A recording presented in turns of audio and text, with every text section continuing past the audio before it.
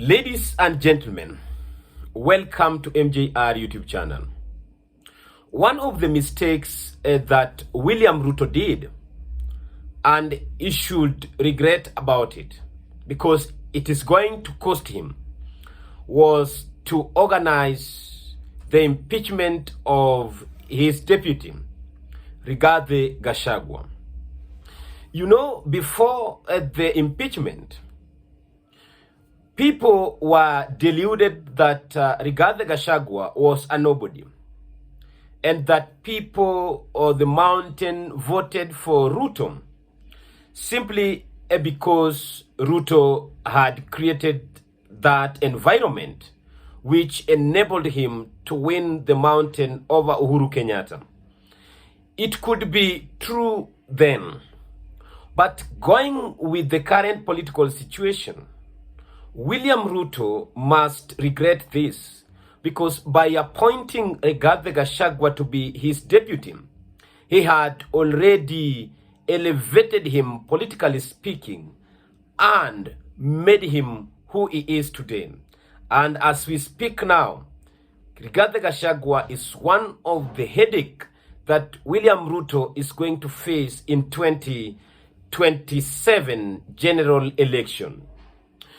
Do you know that nobody believed that Rigathi Gachagua would rise as fast as he has done by now? People thought that after his impeachment, he will disappear in abyss of political oblivion. But now he is here. He is touching lives. He is shaking political terrains. But I want to say, by his formation of a new political party, leaders have been terrified. Leaders could not take it easy. But before I proceed, please have a look at this video of Jubilee Secretary General Jeremiah Kioni speaking to young people about Rigathi Gachagua's party. Namuwe tiani. Umena? Muwe tiani. So while others are talking many things, sisi tunataka kuangalia kule mbele. That's why we don't want people calling us back. Kutuambia tuanze ati kutengeneza vyama vya kijiji. We don't want. We want to go to the finish line. Na tuko na haraka ya kwenda pale kumaliza haya mambo. Na nimesema hapa mbeleni, mimi sina shida na mtu, lakini kama vitendo yako ni ya kuua vijana, niko na shida na vitendo yako. Isn't it? And then I think and I believe the 25th of June must be a national holiday. 25th of June must be made a national holiday. And I want to tell you this, and especially wale ambao ni viongozi na tunaongea mbele ya watu. Don't use the opportunity that was brought to us by the angry Gen Z on the 25th of June kujifanya kitu. Let the country go where God wants it to go. In other words, avoid groupings, political parties, organizations that are meant to serve the leader. Go to those organizations or groupings of political parties that serve the people. Jubilee serves the people. That is why every corner of this country has a project ya Jubilee. Zingine, mimi nataka kuwa kiongozi natengeneza chama. Mimi nataka kuwa kiongozi natengeneza kitu fulani. We do not want self-serving institutions. We want an institution that serves the people. And I want to tell you, I want you to tell me which one can compete with Jubilee. And that's why we are saying wakati ya kurudi nyumbani. Wakati ya kurudi nyumbani. Na nawaomba muende mkisema turudi nyumbani. Hello, turudi nyumbani. It is equally true that the Jubilee is not happy. Other parties in the mountain are not happy. Before I go further and further, whoever is coming across this channel for the first time, allow me to invite you to subscribe. Click the notification bell, share our videos, share your opinion on the comment section about the subject that we are talking about, and also do not forget that we have a goal to achieve. We need to monetize the channel. And to our subscribers, we want to appreciate you for the support you have given MJR. If it wasn't your support, this channel would have not been where it is at the moment.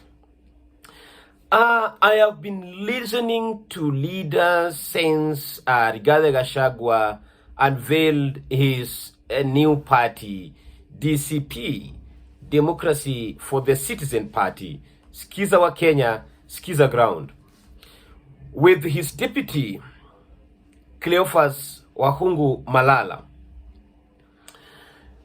Malala is a young man. Rigathi Gachagua is a mature person now. He has worked as provincial administrator during Moi regime.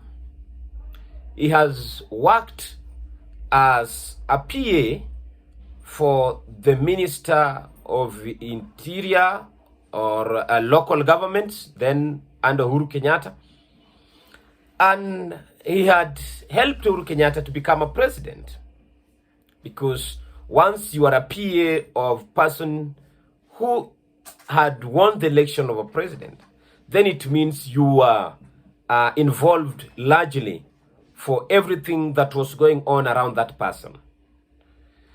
And like Farouk Kibet now, Farouk Kibet understands a lot about William Ruto, about his political journey, and everyday schedule of the president. He understands because he is his personal aide. When Rigathi Gachagua was Uhuru's personal aide, he was so much involved in Uhuru's activities, which culminated to him winning a presidential election. Then after that, Rigathi Gachagua also entered into politics. The same way you can see Farouk Kibet now is trying to enter into active politics.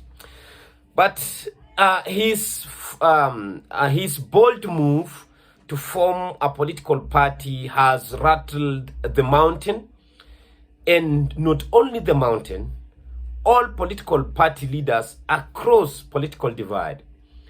When the Jubilee Secretary General, Jeremiah Kioni, says that Rigathi Gachagua's party is a village party and Jubilee is not ready to go back to the village parties, is an insult to a person whom they would want to extend an olive branch to, a person whom they would want his support to front Fred Matiang'i to presidency. Because the Jubilee want Fred Matiang'i. The Jubilee have said constantly, time and again, that Fred Matiang'i is their presidential candidate. Whether Matiang'i will join Jubilee or Matiang'i will be their coalition candidate, that is subject for another day. But they've made it clear that they have no any other candidate.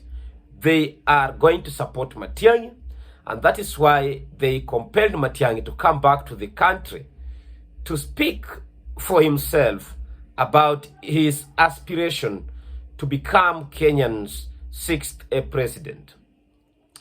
If they continue with such utterances, the excitement that they have from the Gen Z's call for Matiang'i is what is going to sink their boat. Because Matiang'i cannot win presidency alone with the Jubilee Party. He must have these other like-minded fellows to give him support. Him alone, he can't make it. But Jubilee thinks, Muso Jeremiah Kioni, that this excitement around Matiang'i will automatically translate into votes and Matiang'i will ascend to power. That is wrong. Matiang'i must be helped. Matiang'i must be supported by leaders including Rigathi Gachagua. Do you know the only person who can match William Ruto in terms of propaganda, in terms of oral literature? That is Rigathi Gachagua. William Ruto is a person whom we know that have a razor-like tongue, a person who can say 100 words in 10 minutes, a person who knows how to persuade, a person who knows how to play with other people's mind as a political genius. And that is what Rigathi Gachagua is bringing in this camp, plus the votes from the mountain, which helped William Ruto. And the votes from the mountain is very important for this matter, whether to reinstate Ruto or to bring in a new president. Therefore, a person in the caliber of Rigathi Gachagua should not be rubbished, should not be ignored, because once you ignore him, you will pay the price. The consequences of ignoring Rigathi Gachagua is what is bringing up the problem within the Kenya Kwanza administration. The reason why Professor Kithure Kindiki is camping on the mountain is the Gachagua effect, because Gachagua has taken the same ideas they used during Uhuru Kenyatta's time to campaign for William Ruto in the mountain. They are now using it against Ruto. Now, Kindiki has to go to the mountain to undo those propaganda, those narratives that has been sold to the people of the mountain, how the government is bad and how William Ruto doesn't want anything good for them. So, ladies and gentlemen, that is our take for today and at the moment. Thank you and may God bless you.